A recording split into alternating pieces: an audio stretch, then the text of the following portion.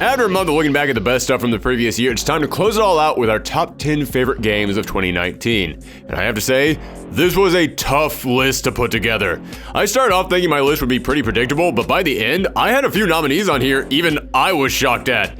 I debated with myself on this list back and forth until the very end. Heck, I'll probably make changes to this list as I'm recording it. And as always, there were plenty of great games out there that I loved, but they just couldn't crack the top 10. So, Katana Zero, Outer Worlds, Indivisible, Luigi's Mansion 3, all amazing games, but there were just 10 that I liked more. So here it is, my top 10 favorite games of 2019. Number 10, The Dark Pictures, Man of Medan.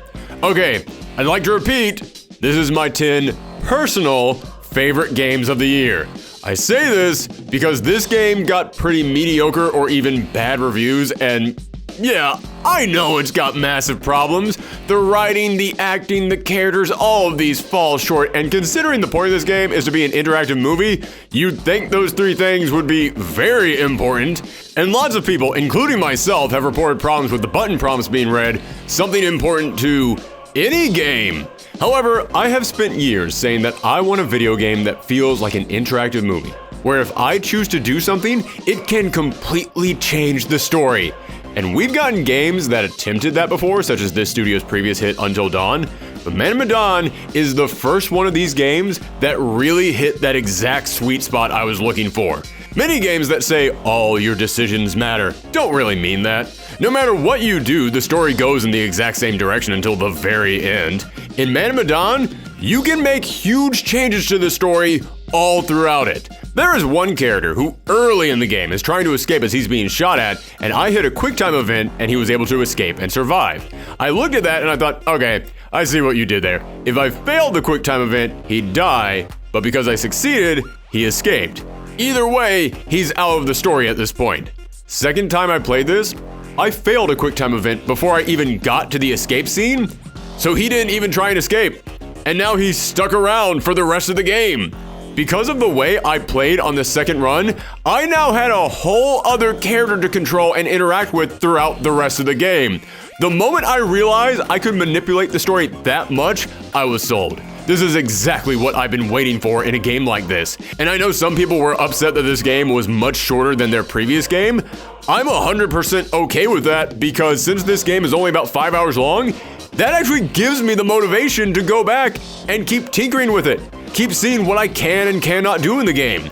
Throw in a crazy new mechanic where you can play in multiplayer mode online and you can actually have your friends control the other characters in your game and they get to see what those characters are doing while your character is doing something, and they can now screw up totally different QuickTime events and change the story on their own in ways that you can't even predict. And this game became one of the most special things I've played all year, despite its many flaws. Number 9, River City Girls. Even I'm shocked to see this one on the list because, yes, I did give this a high score, and yes, I did really enjoy playing this game, but I still had plenty of problems with it, and there were so many other games this year that I knew were better than this. But every year, when I make my top 10 list, I stop and I ask myself a question. Which game would I most want to see DLC for?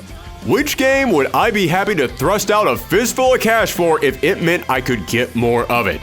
And much to the surprise of everyone, including myself, I realized my answer was River City Girls. I love these characters, I love this music, I love these villains and this world and this art style and just the random NPCs hanging out so much that I would gladly pay to get more of it. I would pay money to get an additional town added to this map just so that I could unlock more stores to see what crazy characters would be running these shops. I don't think I have ever said that about any game before, but I would gladly pay real-world money if this game would give me more in-game stores. This game had so much personality that it made every moment I spent in it just infectiously fun. Number 8, Jedi Fallen Order. I'll admit I'm not the biggest Star Wars fan. I enjoy the movies for the most part, but that's about it. I never really went deep diving into the expanded universe. But this game got me really excited to explore every corner of it. I love these characters, and every new bit of lore it added made me excited to learn more. With each new character I met, I wanted to know more about them. With each boss I fought, I wanted to know their story. And speaking of bosses, I was not expecting some of my favorite boss fights of the year to come from this game, but indeed they did. And by the end of this story, I could not wait to see where these characters would go next. Plus, not to spoil anything, but that final level might be one of the best moments of any game I played this year. As soon as I finished it, I just audibly yelled out, "That was awesome!" And any game that can make me do that is definitely going to get some points. Number 7, Astral Chain. I am so mad that I did not get to play this game when it came out, and we didn't get to do a proper review on it because I just fell in love with this game. If you give me a crazy hyper-stylized character action game with big nutty monsters, then you've already got me halfway sold. But I expected the game would just be that. Just fighting monsters for a couple of hours, you're done. Which, hey, it's a Platinum Games, they do know how to do that stuff well, and I did love the combat in here, and after I was done, I looked up some gameplay from other people online, only to find I had barely scratched the surface of all the crazy stuff that you could do in this game. But what bumped this up to something truly great for me is that there's so much more in here than just the combat. There's so many side quests, so many characters, so many little tiny in-jokes or places to explore. And when you realize that this entire world is basically one office building and a handful of levels, I could not believe how much they squeezed in here. Out of all the games on this list, this came in second in terms of games I'm upset I didn't get to play more. And that's because the number 1 game on that list is Fire Emblem 3 Houses. I mentioned I was still debating this list even as I was making it. I bumped Fire Emblem 3 Houses up twice in the course of writing this script because the more I think about it, the more I think back to these characters, the more I remember how good the story was and how much I enjoyed the combat. What can I say? It just made me appreciate it so much more. And as I said, this is the game I wanted to go back and revisit the most because there's 3 possible storylines to play through, but at first I thought, yeah, that only changes a few things. But as the year has gone on, and as I've listened to other people talk about their experience playing this game, the more I realize, oh no, they are completely different games. Fire Emblem 3 Houses gives you 3 fully different experiences, and there's even splitting pathways within those experiences to create more variety. And I am so mad that I have so many other games to play because I enjoyed my first playthrough so much that I want to go back and play another House's Path more than I want to play any of the new games coming out right now. Number 5, Control. This is a game unlike anything else I have played this year. Heck, it might be unlike anything I've played ever. Yes, I do love the gameplay, and I think that the powers you unlock and the upgrade system you go through is mapped out perfectly, but the best part about this game is it just picks you up and drops you down into this paranormal government building, a world you know nothing about, and it just lets you explore as everything is going nuts around you. I knew Control was something special right at the beginning of the game when I walked into the director's office, found him dead on the ground, picked up the talking gun that killed him, which somehow instantly made me the director of this facility, and then when I exited the room, my photo was now all over the building and everyone who worked there was referring to me as the new director. This is a unique level of weird that no other game this year can hope to match, and every single corner of this game is filled with that. There are so many notes to find or videos to watch, and you want to dissect them all. You want to collect and see everything. In fact, I did do that. This is one of the few games this year that I platinumed. Number 4, Sekiro: Shadows Die Twice. It's no secret that I love the From Software Miyazaki games, but Sekiro made it clear early on that this was going to be a very different experience from any of them. The combat was much quicker and focused on parrying, something I am not especially skilled at, but as the game went on, I slowly learned and got better at, which is going to be true for any game that you put enough time into, but because of the insane difficulty curve of this game, Sekiro felt so rewarding whenever I improved.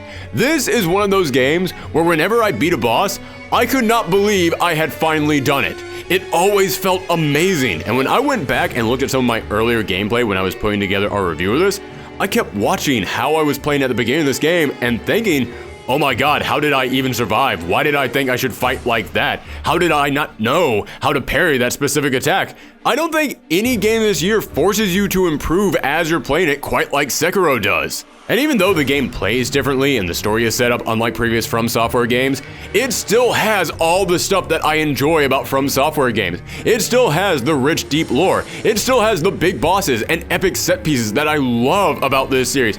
I mean, heck, the giant snake level and the fight with the guardian ape would get this game on this list no matter who made it. Number 3, Bloodstained Ritual of the Night.